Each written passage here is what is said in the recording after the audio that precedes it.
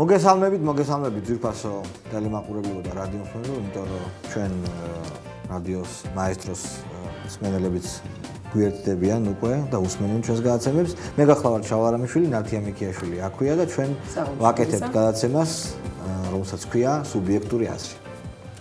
საღამოშვილებისა, მივესალმები მაყურებელს და რა ვიცი, დღის განმავლობაში მომხდარ მოვლენებსაც გადავხედოთ. გარდა იმისა, რომ დღის განმავლობაში ყველაზე მეტი ჩვენმა პრეზიდენტმა ისაუბრა ნიუ-იორკში ალბათ ყველაზე მეტი მსოფლიოში ისაუბრა კი. ანუ საქართველოს საინფორმაციო ველში, ასე ვთქვათ. არ გამიკვირდება რომ პლანეტა დედამიწაზე ისაუბრა. არაფერი განსხვავებული ხშირ შემთხვევაში რასაც საქართველოში ამბობს ხოლმე. უბრალოდ ერთ-ერთი ესეთი ახალი ამბავი რაც არის ალექსანდრე ებრალიძემ რუსეთის უძრავი ქონების ბიზნესიდან წასვლა გადაწყვიტა. სად? რომელ ბიზნესში? არა, მე უძრავი ქონების ბიზნესიდან გადავწყვეტ. ხალხს ნამყოფი ვარ ორ ობიექტში, რომელიც მას ეკუთვნის, ნამდვილად არაჩვეულებრივი ობიექტები, მაგრამ სასტუმროებში კი, მაგრამ ობიექტებს ვერ დავარქვით, არის? არა, ეს ობიექტია კი, იმიტომ რომ რამდენიმე ასეთი ობიექტი ეკუთვნის მას. ალბათ ფული დაჭირდა იმისთვის, რომ საქართველოში რაღაცა მოაწყოს და ამიტომ არა, ეს ამბობს, რომ პეტერბურგის, ანუ ხელმძღვანელობას, ასე ვთქვათ, ქალაქის ხელმძღვანელობასთან ვეღარ მოდის ახალ ხელმძღვანელობასთან ურთიერთობაში, ალბათ ძველთან, იმიტომ რომ ახალი ხელმძღვანელობა არ ყავს პეტერბურგს და ასევე სხვაშორის არ ყოფილა ერთადერთი ბიზნესმენი, რომელმაც ასე ვთქვათ, ქართველი ბიზნესმენი, რომელმაც უარი თქვა უძრავი ქონების ბიზნესზე და მიდის ბიზნესიდან. საინტერესოა ხშირ შემთხვევაში ჩვენი პრეზიდენტი ალექსანდრე ებრალიძეს ხუბუტიას და კიდევ ვის იყენებს ხოლმე. ვაიმე რა ქვია იმ ბიჭს ულაშევიანი რო არის. ბიჭი არ არის, კაცია, მაგრამ ხომერიკი. ხო და საინტერესოა ხომ მიხეილ სააკაშვილი ვის დააბრალებს ხოლმე აწევ ოპოზიციის დაფინანსებას ეს ადამიანი. ეხლა სულაც არნიშნავს იმას, რომ ოპოზიციას არ გააფინანსებს. აქტიური მოქმედი ბიზნესმენი აღარ იქნება. ხო, ძალიან კარგი. ასევე დავით ბაქრაძე შეხვდა Facebook-ელ მეგობრებს. რამდენი გავს ნეტა? ლიმიტი 5000 არის განსაზღვრული და. კი, მაგრამ 10 მეგობრს შეხვდა. არ ვიცი რა პრინციპით არჩიეს, არ ვიცი როგორ არჩიეს ეს მეგობრები, მაგრამ ფაქტია რომ და აქვე მითებულია ის რომ მეგობრების სადილი პარლამენტის ბიუჯეტიდან დაფინანსდება. ხო, ანუ Facebook-ელი მეგობრები რა არ ამგონია რომ მაინდა-მაინც დიდი მადით გამოიჩიოდნენ. 10. ხო, თან დამლაიკებლები ბევრი ყავს ალბათ და ალბათ იმ დამლაიკებლებიდან ლაიკების, ანუ მოწონების, მისი სტატუსების ყველაზე მეტად მომწონებლები შეარჩიეს. ფიქრობ არ ვიცი ხო. მე დიდი სიამოვნებით წავიდოდი, უბრალოდ არა. მე დიდი სიამოვნებით წავიდოდი, მაგრამ მე მგონი მე ვარ. ხარ? მე მგონი მე ვარ. შენ ფრენდებში არის ხო ეს? ძალიან ბევრი მეგობარი მყავს და ესე ზეპირად ვერ გეტყვი, მაგრამ როგორც წესი არ ვერიდები ხოლმე თქვა ხელისუფლების წევრებთან ურთიერთობას Facebook-ში. ხო, გასაგებია და შესაბამისად გააკონტროლეთ ცოტა, ისეთი არ შემოგეფრენდოს, რომ მე საანებელი არ შემოგარგო. არა, მე ჟურნალისტი ვარ და ჩემი პირველი მოვალეობა, რა თქმა უნდა, რჩება მეგობრობა ადამიანებთან. კიდევ ხდება ის, რომ გამოცემლობა სამშაბლოს შენობა City Lifts გადაეცა. რასა? City Lifts. ლიფტი რა შვეში? ხო, ლიფტი, City Lifts. ასეთი კომპანია. ანუ ლიფტთან რამე შეხება აქვს ამას? იცი რა, აქვს ამ კომპანიას ლიფტთან შეხება და ლიფტების კანტორაა. თუ არ ვცდები, უბრალოდ ძალიან ბევრი ასეთი კომპანია იყო და ნამდვილად არ მახსოვს, მაგრამ ეს ერთ-ერთი კომპანია, თუ გახსოვს კეზერაშვილზე მქონდა ანატომია. ხო და ლიფტი რა შუაშია? ნუ City Lift ასეთი კომპანიაა და აი იმ elevator lift-თან რამე კავშირებია? კი, სამონტაჟებს ლიფტებს თუ რაღაცა კეთილმოწყობაზე ზრუნავს, იმ გადასახადს მოკრებს, ვთქვათ, რომელსაც იხდის მოსახლეობა. სხვა გამომცემლობაში მედია პალიტრაში შეაჩერეს უვადოდ საგადასახადო ინსპექციამ. ეს იმას ნიშნავს, რომ სულ ქონდათ 10 დღე დარჩენილი, 10 დღის შემდეგ მათ უნდა დაედოთ დასვნა და რაღაცა ხრელი არსებობს კანონმდებლობაში, რომელიც ითვალისწინებს, რომ გაურკვეველი ვითარების გამო, როცა შემოწმების გაგრძელება შეუძლებელი ხდება, პასუხისმგებელ პირს შეუძლია მიიღოს გადაწყვეტილება გაყინვის შესახებ. აი, გეტყვი, რომელი ხრელია ეს კანონში? ეს არის თუ დაწყებული საგადასახადო შემოწმების გაგრძელება ვერ ხერხდება დაუძლებელი ძალის ან სხვა გარემოების გამო, საგადასახადო ორგანოს უფლებამოსილი პირი იღებს გადაწყვეტილებას საგადასახადო შემოწმების შეჩერების შესახებ. საინტერესოა რომელი პუნქტი აქედან? ჩემთვის ეს ცხადია, რომ პალიტრის თავზე უკვე აღმართეს ეს დომოკლეს მახვილი, ნებისმიერ დროს შეიძლება გაგრძელდეს ეს შემოწმება და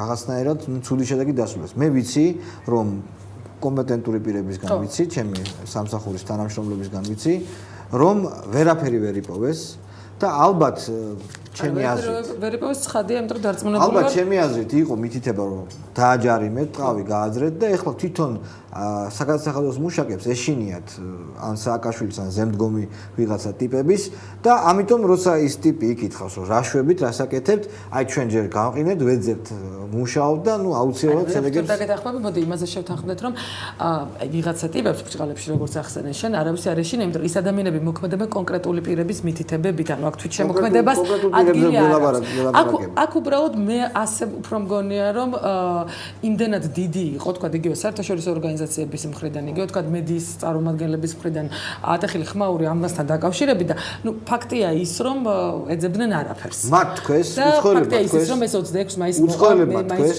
კი რა თქმა უნდა უცხოელებმა თქვეს რომ თუ რაიმე ისეთი დასკვნა დაიდება რომელიც არ იქნება სიმართლესთან ახლოს პარტიის ხელმძღვანელობის აზრით ისინი თავად შეამოწმებენ ამ შემოწმებას მე მესმის აი სწორედ ამის გამო ვერ ვხედავ საშიშროებას განაცხადზე მე მგონია ამ შემთხვევაში უბრალოდ ხელისუფლებამ უკან დაიხია არ არის ეს დომოკლეს მახვილი შენი აზრით? ანუ ვერ დაწერეს დასკვნა რომ არაფერი არ არის და გაყინეს, ხო?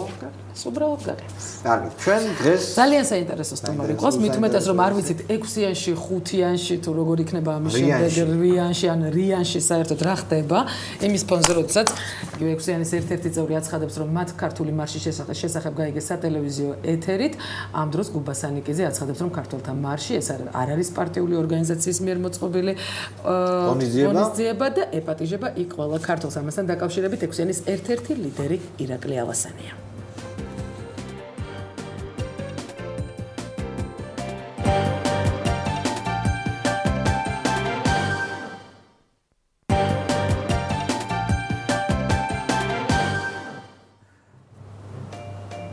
და გადაცემა სუბიექტური აზრი ირაკლი ალასანიასთან ერთად გებრუნდებათ გამარჯობა ბატონო ირაკლი და არაფერ შემიძლია რომ არ დავიწყოთ თქვენთან საუბარი ვიკლექსით მიერ გავრცელებულ ინფორმაციასთან დაკავშირებით ეკა ბესელიას შვილსა და ძმაზე. აქ მოცემულია პირდაპირ თარგმანი ფრაგმენტიდან, ანუ და საუბარია რომ ალასანიამ აგრეთვე თქვა რომ ბურჯანაძე ცდილობდა ბესელიას შვილისა და ძმის დაპატიმრების პოლიტიკურ საკითხად გადაქცევას. ალასანიამ დაახასიათა ორივე მათგანი როგორც წვრილმანი ხულიგნები და თქვა რომ ის და სხვები, ანუ უმეტესობა ოპოზიციაში ამას მხარს არ დაუჭერდა. ამ ფრაგმენტს ხელს აწერს ელჩი ჯონ ტეფტი, ანუ იყო თუ არა რეალურად ეს ასე. პირველ რიგში მე არ შემიძლია არ მოგილოცოთ დღევანდელი დღე დღეს. დიდი მადლობა ასე. მადლობა და მინდა თქვენს და მაყურებლებსაც მიულოცო ეს დღე. მადლობთ.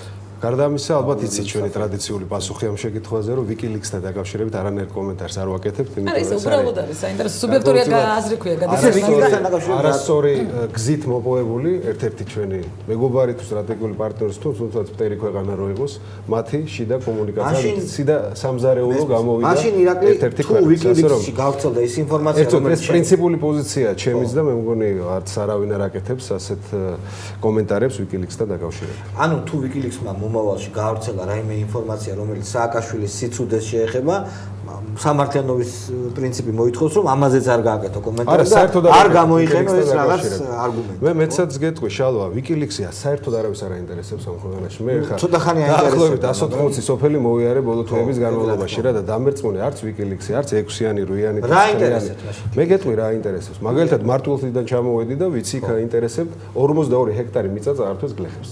მამა პაპებთან ერთად მარტვილში. წაართვეს რას ნიშნავს? მე გეტყვი, წაართვეს ნიშნავს იმას, რომ მოტყუებით მათ რო არ იცოდნენ ისე, გაასხვისეს ეს მიწები და მისცეს თქვა კორპორაცია თუ კომპანია Ferreros. ნუ Ferreros-ში იქ გასაგებია ხელის ბიზნესია და რა თქმა უნდა არავინ ინვესტიციების წინააღმდეგი არ არის, ანუ ესე ხატავს ხელისუფლება, რომ თუ კი გამოხვედი და დაიცავი ქართველი, თუ კი დაიცავი გლეხი, რომ მას მიწა წაართვეს, ეს ნიშნავს რომ ვიზა იყო ეს. ამაზე იყო გაფორმებული. როგორ შეიძლება ესე გააკეთო?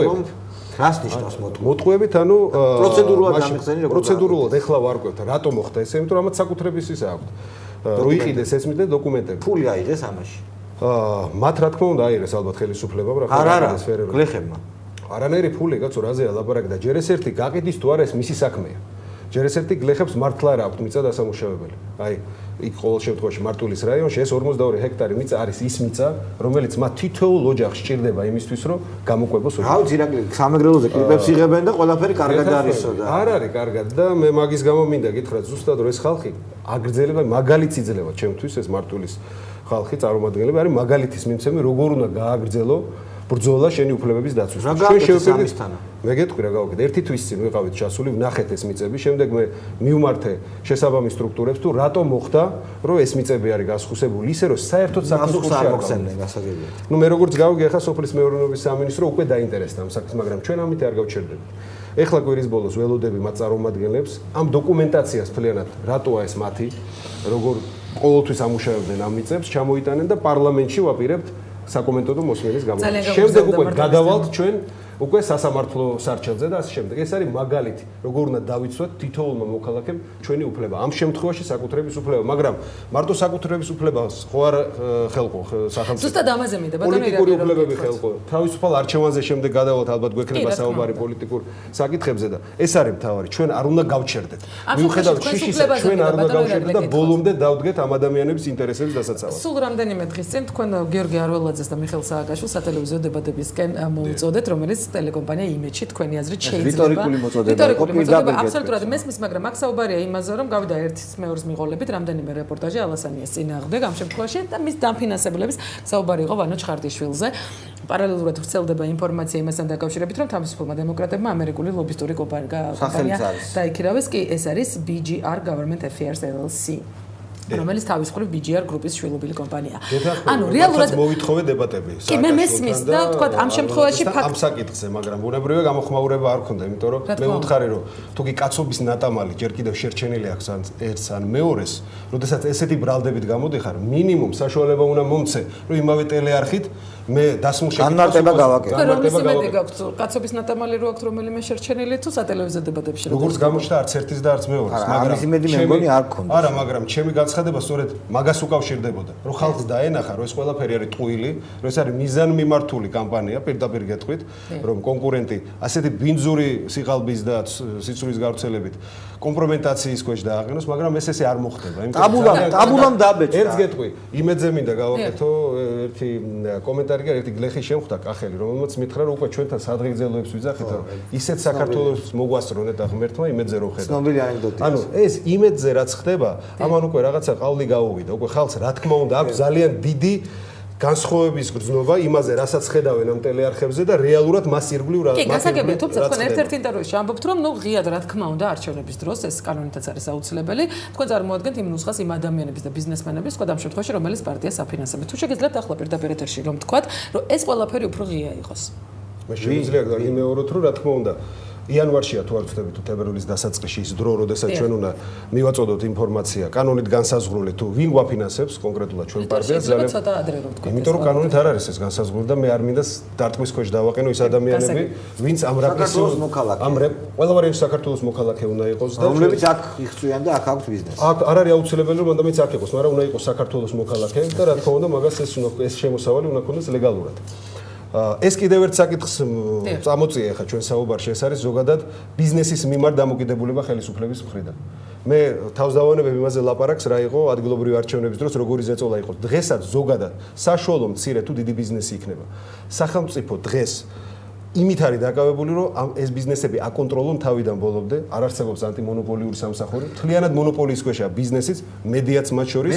და ამის შესაძლებლად მე რა თქმა უნდა ვაკეთებ ყველანაირ შემთხვევაში დავიცვა ის ადამიანი, ვინც იქნება ძალიან მცირე კონტრიბუცია თუ შეგრძნობი კონტრიბუცია, რომელსაც გვაძლევს ჩვენ თავისუფალ დემოკრატებს და თulis, რომ ჩვენი ხელისუფლებაში მოსვლის შემთხვევაში მათი გარანტიები პოლიტიკური დაცული იქნება და სამართლიანი სახელმწიფო შენებას დავიწყებთ. ერთი შეკითხვა მაქვს რა. ჩვენ გამუდმებით შენც და ძალიან ბევრი ოპოზიციურად განწყობილი ადამიანი საუბრობს ბიზნესის ტერორზე.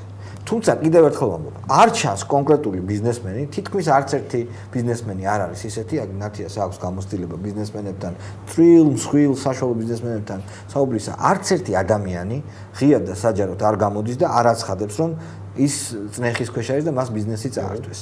შესაბამისად, შენი ამოცანა, რა თქმა უნდა, შიში. შენი ამოცანა არის ის, რომ ჰაერზე კი არის ლაპარაკო, იმიტომ რომ შენი ოპონენტები დემაგოგიად ჩათვლიან ამას. არამედ ის ადამიანები გვაჩვენო, დაგვანახო, დაიყვანო გვერდზე, რომლებიც ილაპარაკებენ ღიად თუ კონკრეტულად რა პრობლემები შეუქმნა ბიზნესს. მე ერთ-ერთ რადიო გადაცემაში მყავდა ხინკლის სახლის დამუზნებელი, ძალიან პატარა ბიზნესი ეს ჰქონდა. ადამიანი რაღაც უბედურ დღეში იყო. ძალიან, იმიტომ რომ რემონტი რომელიც ჩაატარეს ანდროპოვის ყურებთან, რემონტი არ ქვია იმას. ნაგავი დაუყარეს პირდაპირ. გიორგი რამიშვილის დაქვემდებარება. დაუყარეს პირდაპირ და ნუ ხინკლის სახინკლის წინ ესეთი ნაგავი მის გაყიდვებს ხელს უშლიდა.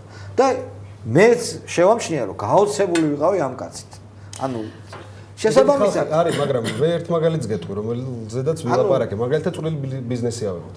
ხაშურში ვიყავი ერთ-ერთ ოჯახში მისული, 3 ომის გმირია ეს ადამიანი და გაჟონვა დაემართა ბოლო ომის შემდეგ და პარალიზებულია სახლშია. ცოლმა სულ 10 მეტრში თავისი სახლიდან გახსნა მაღაზია, რომ წამლის ფული მაინც ქონოდა თავისი მეუღლისთვის. მეორე დღესვე ამ ხაშურის რაიონში ფინანსური პოლიცია მივიდა და დააჯარიმა 450 მან და მაინც ეს. ყველა სოფელში სადაც ჩავედი, ესეთი მაგალითები არის. უსამართლოდ დააჯარიმა? იქ იყო, რომ არ აქვს საკასო აპარატი. აი ესეთი მაგალითები, რომ წვრილი ბიზნესი იგუდება და რეალურად რა სამუშაო ადგილების შექმნაზე უნდა გქონდეს საუბარი. საქართველოსთან ხალხი გარბის. აი რეგიონებში რომ დავდივარ, თქვენს ალბათ ვიყავით ხო რეგიონებში. ახალგაზრდებს ვერ დაინახა. რატო? იმიტომ რომ აქ პერსპექტივას ვერ ხედავენ, მიდიან თურქეთში, საბერძნეთში, შავმუშებად, რომ ლუკმაპურის ფული გამოუგზავნოს. შიშის დაძლევა არის შენი უპირველესი ამოცანა. შიშის დაძლევა არის ჩემი პირადი მაგალითით. მე ვერ ვეტყვი იმ ადამიანს, რომელსაც ბიზნესი აქვს დღეს საქართველოში ხარ. არა, მე ვერ მოვთხოვ იმ ადამიანს, რომ თუ მისი შინაგანი პროტესტი იმ ხარისხში არავიდა, რომ ამის გამოვლენა შეძლოს, მე ვაიძულო ის, რომ გამოვიდეს და აბა რა უნდა? ეს სხვადასხვა მარტო ჩემი საქმე არ არის, ჟურნალისტების საქმეც არის. თავისუფალი მედია, იმიტომ უნდა არსებობდეს ამ ქვეყანაზე და იმიტომ ხართ თქვენს, რომ ესეთი ადამიანი იპოვოთ, დაარწმუნოთ და რაღაცნაირი მაგალითი მისცეს თქვენს იმისი, რომ ღიად ვილაპარაკოთ მოდი პრობლემებზე. მაგრამ ფაქტი ხო არის ერთი, ბოდიშის გარანტიას ვერ მიცემთ მას. დაცვის გარანტიას რო ვერავინ ვერ მისცემს, ამიტომაც ვერ ლაპარაკობენ დღეს, მაგრამ უნდა შეიქმნას და იქნება კიდევაც უახლოეს პერიოდში არის გარკვეული საერთაშორისო ზეწოლაც იმასთან დაკავშირებით, თუ კი პოლიტიკური მოტივაციით კონტრიბუციას გაუკეთებს პარტიას და პოლიტიკური მოტივაციის მაქვს, ეს საგადასახადო ინსპექცია ეკეთება თუ ნებისმიერ შეაწუხებს, ამაზე რეაგირება საერთაშორისო თანამედროვეობაზე. ამაზე უნდა ჩაგაკეთოს. მაგრამ ეს არის რა თქმა უნდა ის უიმედობის ფაქტორი, რომელიც დღეს არის ჯერ კიდევ საზოგადოებაში, რომ ვერც ერთხელ ვერ მოხერხდა ამ ადამიანების დაცვა. მე უბრალოდ მინდა არა მხოლოდ მათ უფლებაზე ილაპარაკოს, ხაზი გაუსვა და ვილაპარაკო. მე მინდა ვილაპარაკო რა მდგომარეობა დღეს ბიზნესში. საშუალო და მცირე ბიზნესი. ყველა არის ტერორის ქვეშ. დღეს დაახლოებით მილიარდის ამოღება ბოლო თვეების განმავლობაში ცნობილი გახდა დაავალა პროკურორს, ანუ იუსტიციის მინისტრს პრეზიდენტმა ადეიშვილს. იმიტომ რომ არჩევნებისთვის მოემზადოს. ის ადამიანი ახლა გადასულია მთელი სისტემა იმაზე, რომ სად რა ფულია, ყველაფერი აკონტროლოს და შემდეგ უკვე დაიწყონ სხვადასხვა მიზეზით. საგადასახადო პატარა დარღვევისთვისაც კი ეს ადამიანი მოიყვანო და შემდეგ საპროცესო შეთანხმებით გაუშვან, მაგრამ გადაახტევინონ დიდი ფული. ეხლა სიმინდის საკითხზე ებმება ამას, აი რა ვალებშია ზოგადად საშუალო ფენა ხო არ არის ჩვენთან, მაგრამ ის გაჭირვებული გლეხიც კი, რომელმაც დაახლოებით 10 ჰექტარი მიწა დაამუშავა, ვიყავი გუშინ ასევე სამეგრელოს რაიონში ხობში. აცია უკმაყოფილი. ეხლა გეტყვი 20%-ია ამ ჰიბრიდული სიმინდით კმაყოფილი ჩვენი მოსახლეობის. ანუ ვინც კი გამოიყენა 80% არის უკმაყოფილი, იმიტომ რომ მოსავალი ვერ მოვიდა. ანუ არ იყო ეს გათვლილი ქართული მიწა ჩამოიყვანეთ. სწორედ მაგაზე ვმუშაობ ეხლა რომ მე ამ ადამიანებს სწორედ ამასთან დაკავშირებით უნდა გკითხო. ერთს დავასრულებ და მე მეკითხეთ თუ შეიძლება.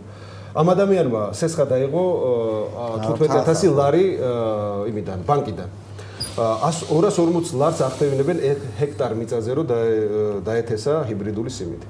არც საერთოდ არ მოვიდა მაგალითად ყოველ შემთხვევაში იმ რაიონში სადაც მე ვნახე თქვენი ერთ-ერთი პარტიის წევრის მოტალისტინაში დგას ეს ადამიანი რომ 10000 15000 ლარი აქვს გადასახდელი და მას არ აქვს არანაირი შემოსავალი. ამ შემთხვევაში მე კონკრეტულად მოვითხოვე რომ სადაც გლეხს გაუფუჭდა მოსავალი იმის გამო რომ ესე გაუთვლელად სახელმწიფომ თან ის სახელმწიფო ფულია 44 მილიონი რაც დაიხარჯა ამაში მოატყუა პირდაპირ თქვა და დააყენა ესეთი შიმშილის ზღვართან მას არ მოთხოვ და არ გადაახტევინო. როგორ აყენებ ამას? აი რა ფორმით აყენებ? ბრიფინგის ფორმით? იქვე, როდესაც მე ვიყავი გასული ფაქტის შესახებ, ჯერ ისევ მოვითხოვე და შევთავაზე. სოფლის მეურნეობის ხო, მაგრამ იგნორირებული იქნება შემდეგი მოთხოვნა არის, რომ ესაც არ არის საკმარისი. მას სჭირდება კომპენსაცია. ქართული სიმინდი რო დაეთესა, მინიმუმ 8 ტონას მოთხოვნების სამართლიანებზე ლაპარაკობ. მაგრამ თუ არ მოვითხოვე და გლეხებიც ამაში ხო. თვით ორგანიზება არ დაიწყეს, ხო. მაგრამ ჯერ უნდა ჩახვიდე, უნდა დაელაპარაკო ადამიანს, მოაწყონ სვლა მის გვერდით უნდა როგორც დადგე. ევროპის შალვა, გვერდით აი ეს 100%-იანი ხარ, შალვა. მოაწყონ სვლა გლეხები რას ვასითხავ, სწორედ ეს მინდა ვკითხო, ანუ ხა არა ჩამოვიდნენ დაირაზმონ პარტიის წევრები მე და ჩამოვიდნენ. ხედავდი მე ის წინ ნაგვის პარკებით როგორ იდგნენ და როგორ მოუწოდებდნენ მოსახლეობას ზუსტად იგივე თემა რაც გუშინ მქონდა იგივე თინახი დაშალთან ერთად რომ ნაგვის გადასახადი არ გადაიხადო, თქო და არ შეიძლება ის მიმული იყოს ელექტროენერგიის გადასახადზე, მაგრამ ამ შემთხვევაში საზოგადოება აღმოჩნდა აბსოლუტურად ინერტული.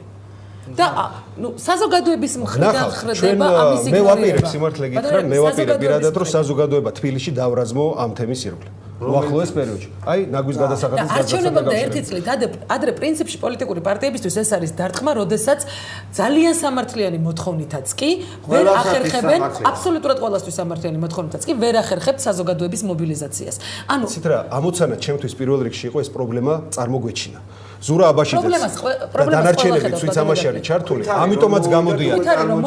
გეთახმები, მაგრამ ამიტომაც უნდა დაინახოს მან პოლიტიკური პარტია, რომელიც ამაში აქტიურობს, რომ მასთან მისვლა და ამ პროცესში ჩაბმა გადაწყვეტოს. ეს რა თქმა უნდა მოქალაქეზე იქნება გადაწყვეტილი, დამოკიდებული. კიდევ ერთხელ ვიტყვი, რომ დღეს საქართველოს პოლიტიკის მიმართ საზოგადოებას აქვს იმედგაცრუება ზოგადად. ხელისუფლებასთან ასოცირებულია სამი რამ. ეს არის გაზრდილი ფასები, სიძვირე, სიღატაკე და უმუშევრობა. ეს კარგად იციან.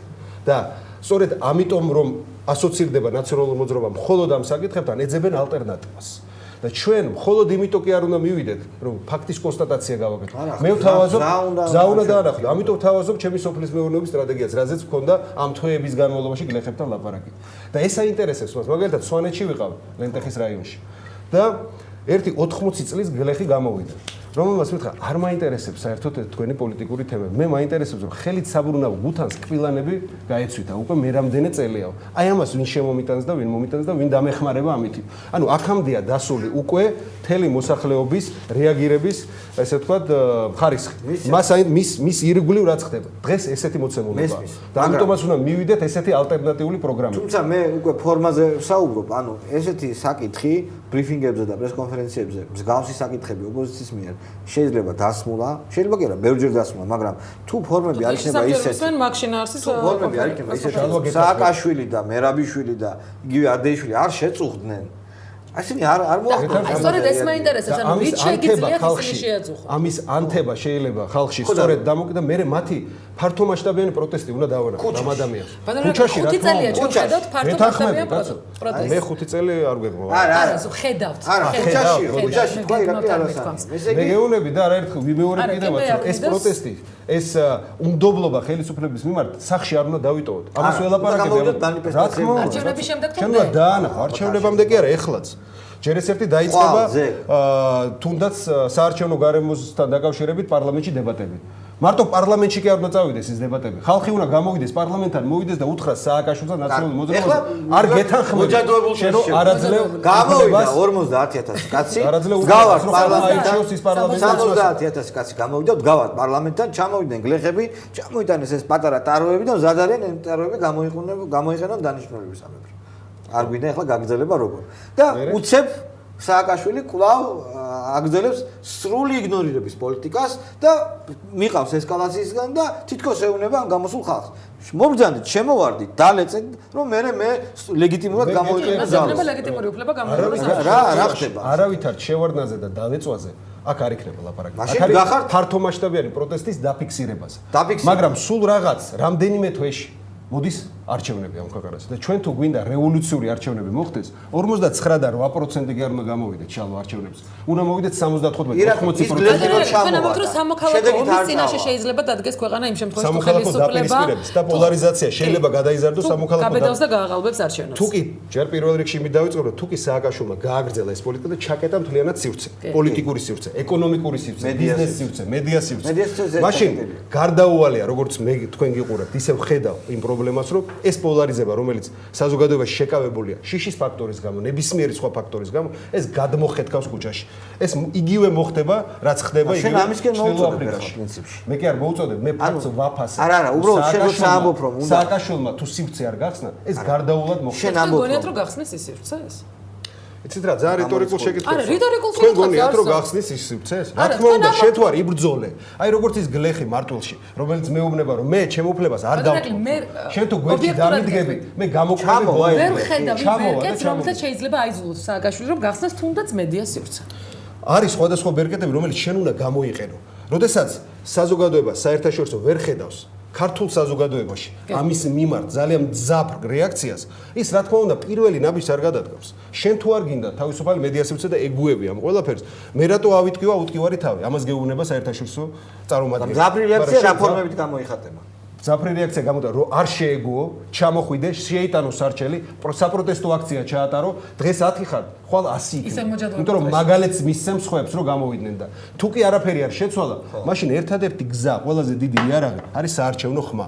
უნდა მოხვიდე 75-80% და იმ არჩევნებში წაალეკვეს ნაციონალური მოძრაობა. შეკითხვა. ჩამოვიდა გლეხი არჩევნებამდე, ჩამოიტანა სიმინდის ტარები, გადავეკიდე ახლა რაღაც ფროიდმა იმძლავრა ჩემში და მოკლედ რაც გინდა რომ სიმინდის ტარო აღმოჩნდეს ბოლოს და ბარემ თქვი ის არ აღმოჩნდა და ჩვენ ყველას გინდა რომ სიმინდის ტარო, კარგი სიმინდის ტარო აღმოჩნდეს ქვაბში და ქართული სიმინდის ტარო აღმოჩნდეს ქვაბში და მოუხარშოთ და დავაყაროთ მარილი და შევჭამოთ. მაგრამ და ჩვენ ვეუბნებით მას, ლიდერები ვეუბნებით რომ 3 დღე ვიდექით, დავაფიქსირეთ პროტესტი და დაბრუნდეთ სახლში. ხო არ შევარდებით არა? ამ დროს მიშალი გაყურსული თავისთვის. როგორ ფიქრობ, ის გლეხი შენზე უკმაყოფილო, დაბოღმილი, იმის უთქმელი რომ აი კлау ვიღალატა არცა უკანდა არჩევნებზე. აი ეს მინდა შეგი ჩამოიყვან ხალხს და ეტყვი როგორც აკეთებდა ამას ძველად ოპოზიცია. ჩამოდი გვერდში დამიდექი და მე ვიცი, ანუ ის მოლოდინი გავუჩინე რომ იმ დღეს დაამთავრე. ეს დაამთავრე. ეს არის ძველი პოლიტიკა. მე ამ პოლიტიკის ნაწილი არავით არ შევთხოვაში. ჯერ გამოავლინე შენ პროტესტი. მაგრამ საზოგადოება ელოდება და ერაგლი ამას ეს არ არის ოპოზიციის პრობლემა. ხშირ შემთხვევაში ოპოზიციის ლიდერები ეუბნებოდნენ რომ მაგ არ იქნება არაფერი, არ იქნება კრების დაფუძნება, მაგრამ მაინც შეკრებილი ხალხი ელოდებოდა იმას რომ იქნებოდა რევოლუცია ან რაღაცა სხვა. მე გეთახმები რომ ძველად პოლიტიკას ესე აკეთებდნენ და ყოველთვის უჩენდნენ მოლოდინს რომ ეხა შენ ჩემთან მოდი. ერთი წელი გეყოფათ ამ მენტალობის შესაცვლელ და ეს ჩემი აზრით საკმარისი ამ სოციალურ ფონზე თუ კი შენ სწორად იმუშავე ადამიანს თავისი უფლება რომ უნდა დაიცვას ის აუხსენი დაანახი გვერდში დაუდექი.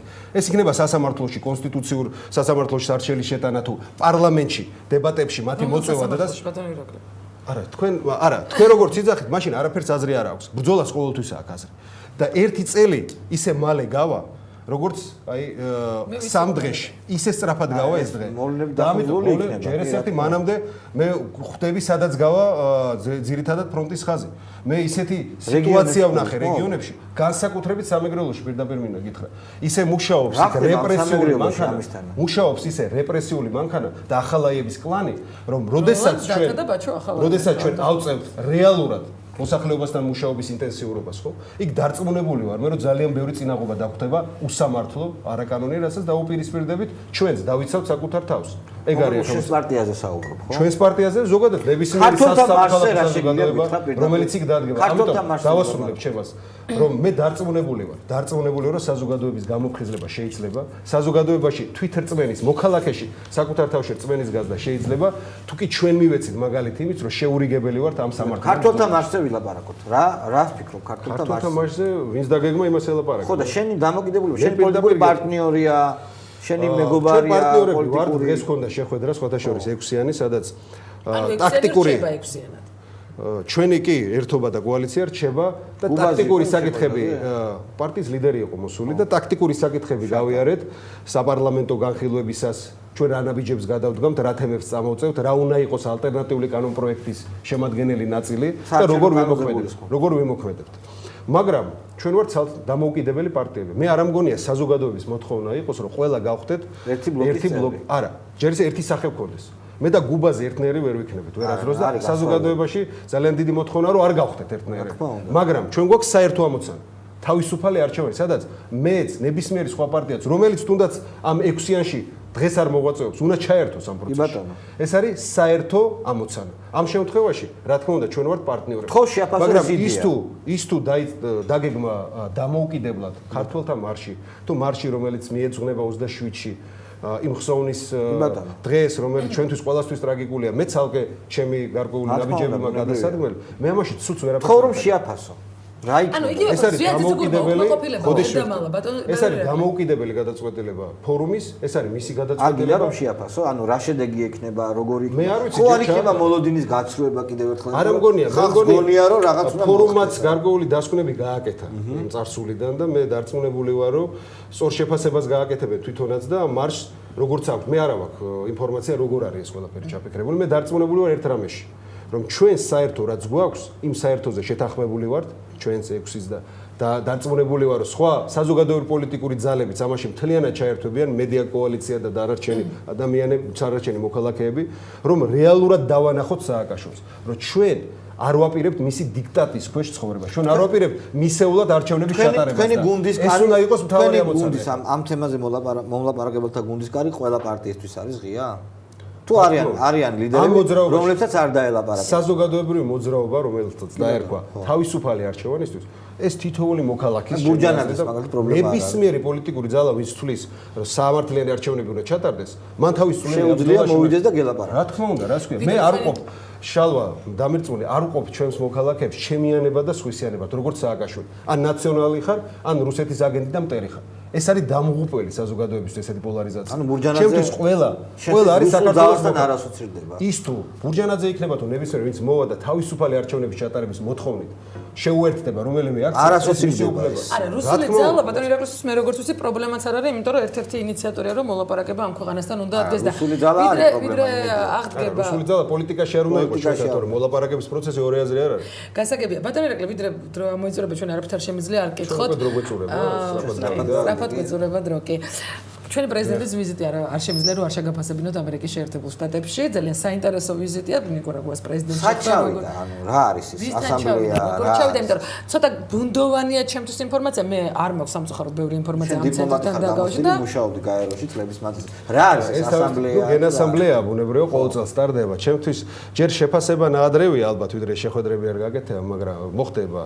მაგრამ აშკარად არის რომ ძირითადად ხდება ექს-პრეზიდენტებს და ჩემთვის მნიშვნელოვანი იქნება ექს-პრეზიდენტებს მომავალ ექს-პრეზიდენტების სწორ ასე ვთქვათ შენიშვნებს მისცემენ და რჩევას აი ეს არის ჩემთვის პრეზიდენტს არ შეხვედრია ჯერ მე როგორც ვიცი ხდება ექს-პრეზიდენტ კლინტონს ექს-პრეზიდენტ ბუშ და მე დარწმუნებული ვარ რომ ექს-პრეზიდენტები მომავალ ექს-პრეზიდენტს სწორ რჩევებს მისცემენ ეს არის მთავარი გასაგებია და რა ვიცი ვიდრე მივალთ ჩვენი საუბრის ბოლოში კიდევ ერთხელ არჩევნების კუთხეშორის პლებიციტის შეიცვალა წესი შეიცვალა დღეს ახალი წესები გამოქვეყნდა და რა მაინტერესებს ანუ რეალურად ელოდება თუ არა თავისუფალი დემოკრატები იმას რომ ოპოზიცია თქვა იგივე 6-იანი ასეთივე ერთიანი იქნება არჩევნების წინ და როგორც ახლა ეს აბსოლუტურად დღეს არ არის განხილვის საკითხი და არც საზოგადოებას ეს არ აინტერესებს, იმიტომ რომ ნაადრევია.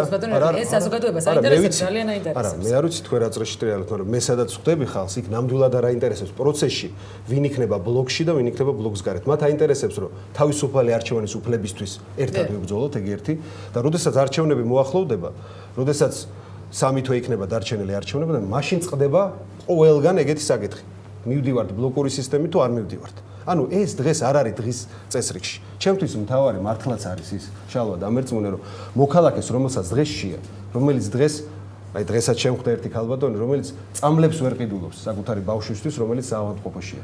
იმ ადამიანებს აუხსნა როგორ შევცვლით ჩვენ საქართველოს რეალობას ისე რომ ხელმისაწვდომი იქნება მისთვის ჯანდაცვას, ხელმისაწვდომი იქნება მისი შვილისთვის განათლება, სკოლებს რო კეტავენ დღეს და ხურავენ მთელს რეგიონებში. ეს მათი მოვალეობაზე უარის თქმა, იმიტომ რომ სახელმწიფოს მოვალეობა არა მხოლოდ ხარისხიანი განათლება, რასაც ვერ აძლევს დღეს, ხელმისაწვდომობაც არის. და იმ ბავშვმა 10 კილომეტრი რო უნდა იაროს ყოველ დღე სკოლაში. რა განათლებაზე აქვს საუბარი? ჩემთვის მთავარი ადამიანს აუხსნა რომ გლეხს რომელიც ყოველთვის იყო, ჯერ ესე 55% ჩვენი მოსახლეობის მიწადმოქმედი იყო და ამ სექტორში იყო დასაქმებული.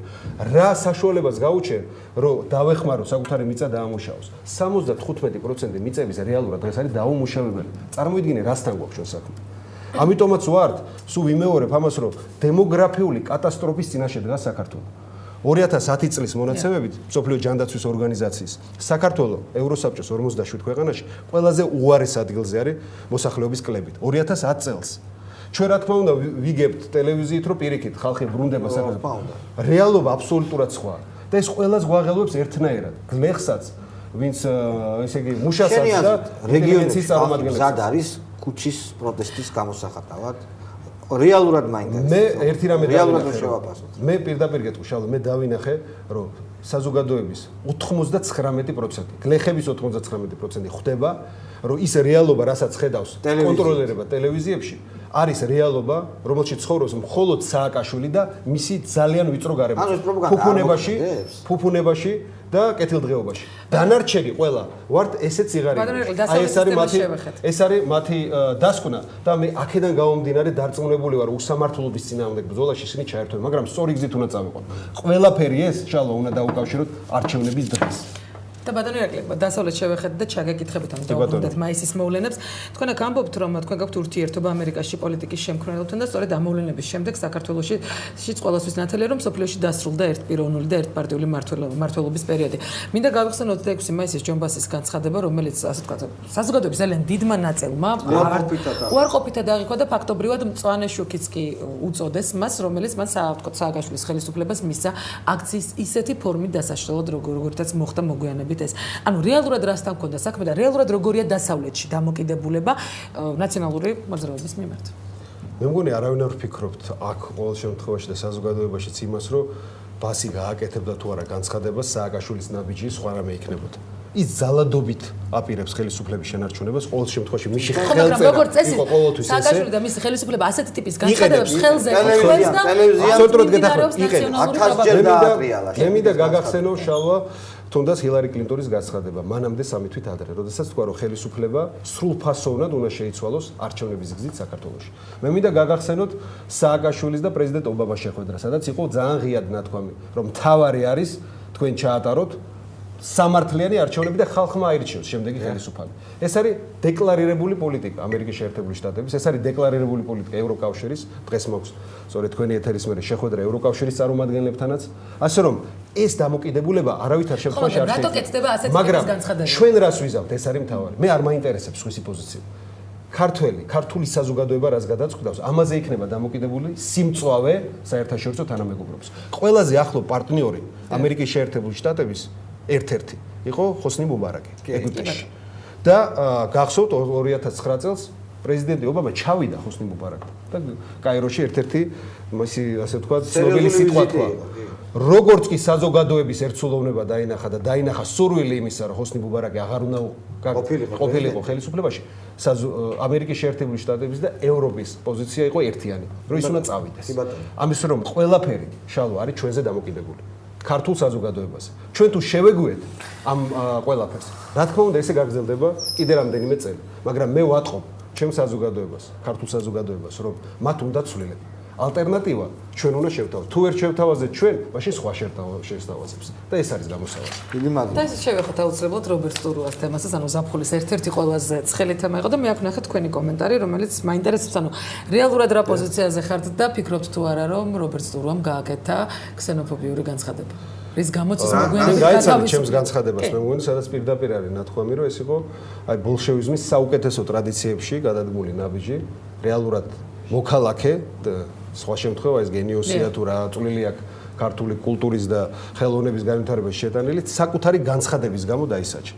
რა თქმა უნდა, რობიკო სტურუას ამითი დიდი არაფერი არ დააკლდა, მაგრამ ჩვენ იმიჯს საერთაშორისო თანამეგობრობაში და ასევე ქართულ საზოგადოებაში თვითონ ხელისუფლების ნაბიჯებს კიდევ ერთი დიდი დარტყმა მიადგა ამით. ასე რომ ჩემი პოზიცია ეს იყო რა აზრის.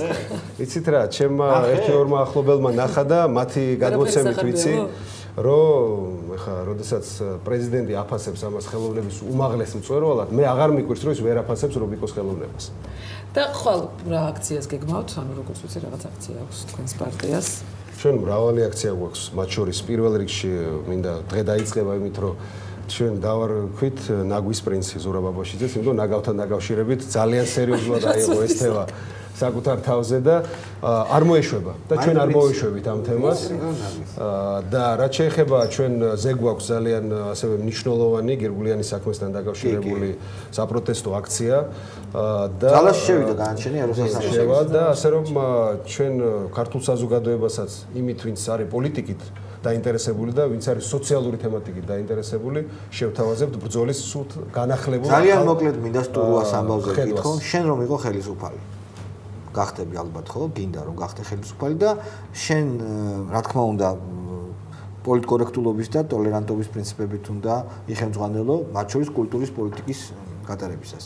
და ცნობილმა ღვაწლმოწმულმა რეჟისორმა, სახელმწიფო თეატრის რეჟისორმა, რომ თქვას ის რაც თქვას ტურვამ, ყველაზე მნიშვნელოვანი რაც იყო, ყველაზე ცუდი რაც მე ცუდად მენიშნა, მიხართ ჩემი გულის პატივისცემისა, ესე რომ ზანგები არიან მასზე ოდნავ დაბალი კულტურის მქონე. ზუსტად სიტყვასიტყვით ეს. ჩვენმა პრეზიდენტმა პირდაპირ ეთერში თქვა, რომ ჩვენი პრეზიდენტი ველურები ზანგებივით იწიქცენ. ჩვენ პრეზიდენტს გაცილებით ნაკლებს თხოვ, ვიდრე რობერტს ტუროს მე მე არავის არ ვთხოვ, ხო, ნუ ნაკლები მოლოდინები მაქვს პრეზიდენტს. შალვა, რას რა თქმა გააკეთებდი? უნდა, რა თქმა უნდა, არანაირი ქსენოფობიური განცხადება არ უნდა დარჩეს რეაგირების გარეშე, მაგრამ ეს საზოგადოების რეაგირება უნდა იყოს.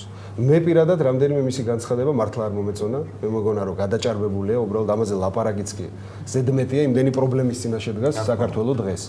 მეორე, ქსენოფობიას და ფუნდამენტალიზმს საქართველოში არასდროს არ ექნება ადგილი. იმიტომ რომ ჩვენ ბუნებით ვართ ფუნდამენტალურად დემოკრატიული და ტოლერანტი ხალხი. ამიტომ მე არც კი ვფიქრობ იმაზე, რომ ამას შეიძლებოდა სერიოზული ზიანი მიეყენებინა, თუნდაც არმენოფობიის საქართველოს. არ არსებობს ეს.